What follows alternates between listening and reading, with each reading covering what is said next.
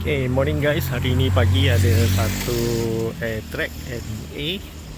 Okay, owner kata dia punya idea kalau on aircon jaga drop. Kita tengok dulu ya. Alright. Okay, kita dah startkan engine. Sekarang ni kita tak on aircon. Dia agak 835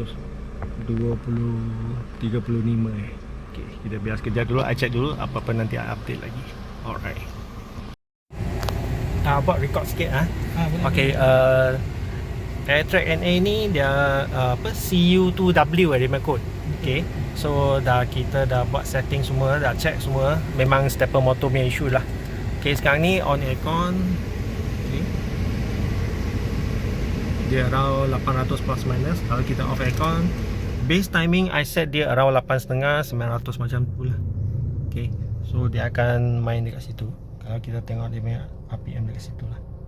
Okay, so kalau kita tengok dekat data, RPM duduk dekat 8.5 plus minus lah, around that. Kalau kita on kan aircon pun 800 setengah plus minus lah kita bagi dia. Sebab dia akan on kan dia punya aircon compressor. Stepper motor adjust tinggi sikit.